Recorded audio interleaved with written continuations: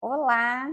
Eu gosto de passar aqui, vocês sabem, nas datas festivas, nos dias importantes, porque eu gosto muito de escrever e aí eu sempre escrevo alguma coisa e gosto de compartilhar com vocês.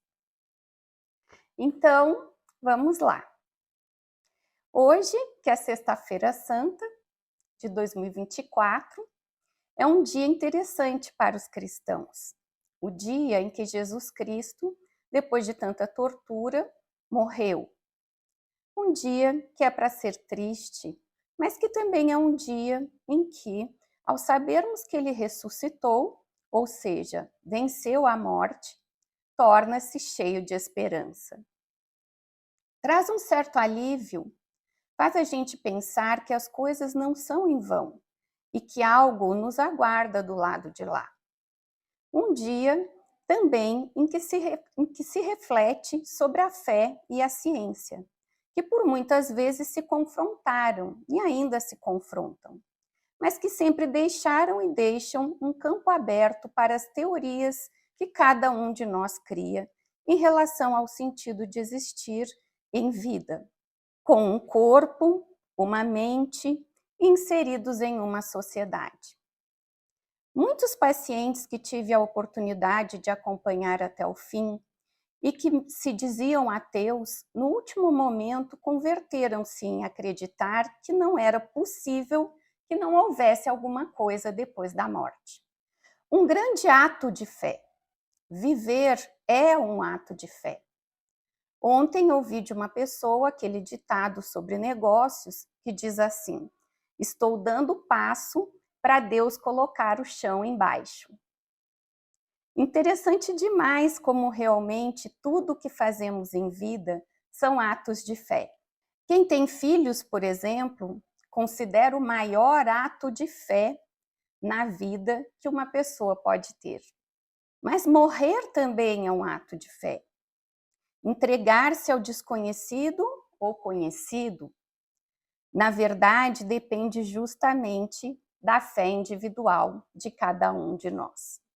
Tem um filme interessantíssimo com Antônio Bandeiras que se chama O Corpo e trata do encontro de um esqueleto que botava em risco todo o dogma católico. E por isso testemunhava-se valorosos diálogos sobre fé entre um padre e uma arqueóloga, uma cientista.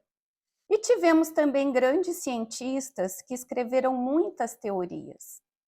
Carl Sagan escreveu um dos livros mais interessantes que eu conheço sobre física, chamado Contato, que deu origem a um belo filme de mesmo nome, onde também temos duas personagens muito ricas, um pastor e uma astronauta cientista, que havia acabado de perder o pai e estava tentando entender para onde ele foi. Obviamente, o final do filme é inconclusivo, ou conclusivo no sentido de que todo ser humano deve ser humilde o suficiente para entender que tem algo muito maior do que ele nesse universo, que ele ainda não conhece. Talvez alguém, talvez Deus, talvez ele realmente exista e esteja acima de todos nós. Einstein, que pela teoria da relatividade abriu caminho às ideias do multiverso, em que supostamente todos nós temos versões de nós mesmos em outras dimensões. Feynman, cientista do MIT, que teve câncer e, ao estar doente, já sabendo que iria falecer, repensou todo o sentido da sua vida como acadêmico, cientista e professor, antes dessa morte, concluindo que tem de haver algo sim, e que um dia chegaremos a mais explicações. Precisamos continuar a busca, tanto espiritual quanto científica. Bom, não importa no que acreditemos, o principal, fica claro, é ter fé.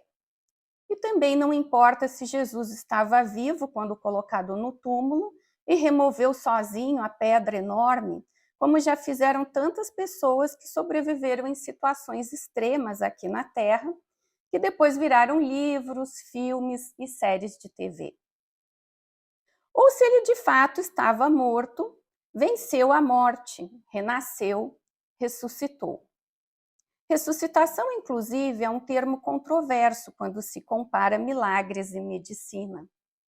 O que importa é que este homem, chamado Jesus, mudou o mundo e deixou um legado de amor e paz que perdura até hoje no coração de quem tem fé e trabalha duro diariamente para ser um humano melhor para o próximo e para o mundo. Uma feliz Sexta-feira Santa, uma Sexta-feira Santa de reflexões para todos nós, junto das nossas famílias, e uma Páscoa rica em ressuscitações das nossas partes mais amáveis e mais caridosas que às vezes nós deixamos de lado. Que possamos ser cada vez melhores. Um beijo.